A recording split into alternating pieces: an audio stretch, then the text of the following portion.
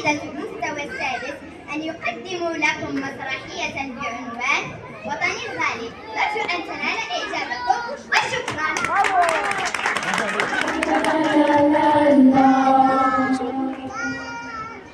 يوم الثامن عشر هو يوم عيد الاستقلال. ماذا سنجهز للاحتفال به؟ العازفين سنجوب شوارع العاصمة شارعا شارعا نغني نرقص ونهتف بوطننا بأعلى أصواتنا. أما أنا فسأقوم بتثبيت الأعلام الوطنية كما تحدثت إلى أصدقائي كي يشاركوني في هذا الاحتفال. ماذا بك يا مريم؟ لماذا تسخرين منا؟ أم أنك لا تريدين الاحتفال بعيد الاستقلال؟ ألا تهمك هذه المناسبة؟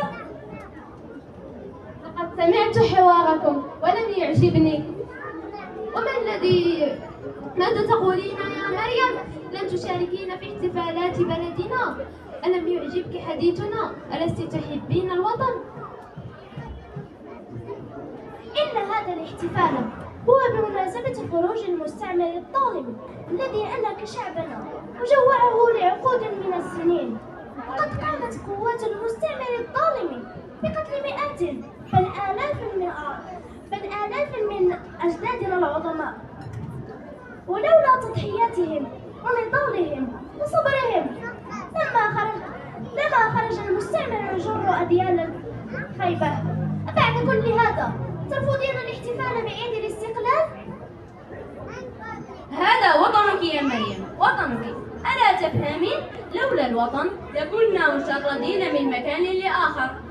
ماذا حل بكم؟ لا أستحق منكم كل هذا الهجوم. هذا وطني ولا أنظر فضائله مزاياه عليه. أعرف أني أتنفس هواءه وأشرب من مائه. لولا وطني لكنت غريبة في بلاد غير بلادي. وما الذي يمنعك إذا أن تشاركين أفراحنا؟ وما الذي دفعك للاستهزاء بنا؟ أنت قمت باستعراضات فنية، وأنت قمت بتثبيت الأعلام الوطنية. هذا جميل ورائع، ولكن هل يكفي هذا؟ حب الوطن ليس مجرد كلمات منمقة نقولها ونتغنى بها بين الحين والآخر. حب الوطن لا يكون بالغناء والرقص فقط. أنسيت نفسك يا أحمد حين لوثت ساحة المدرسة بالقمامة؟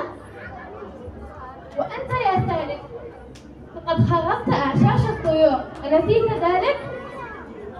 وأنت يا عامر بالأمس لقد نهرت رجلا ضريرا طلب منك المساعدة.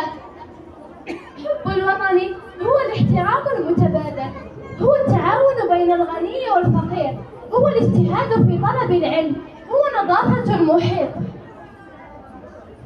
نعم، أنت على حق يا مريم، لقد أخطأنا في حق الوطن.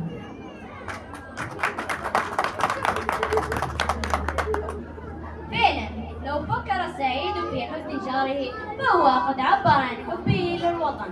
لو فكر السليم في المريض فهو قد عبر عن حبه في الوطن. لو فكر كل شخص في نظافة حيه فهو قد عبر عن حبه للوطن. لا بأس باحتفالات واستعراضات فنية، ولكن حينما يكون هذا هو التعبير الوحيد لحبنا للوطن فهذا كلام فارغ لا معنى له. وطني أحبك لا بديل، أتريد من قولي دليل؟ سيظل حبك في دمي، لا لن أحيد ولن أميل، سيظل ذكرك في فمي.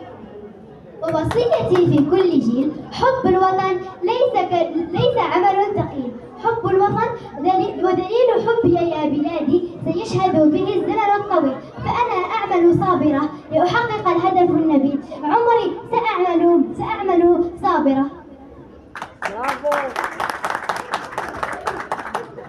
أعطي ولن أصبح بخيل. وطني يا مأوى الطفولة، علمتني الخلق الأصيل. قسما مما فطر السماء أن لن أفرط في الجميل.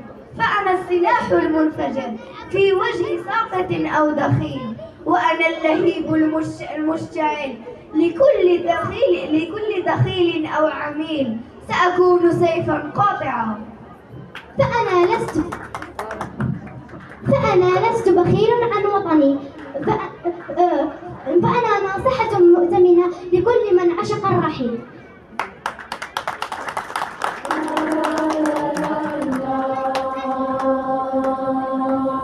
la la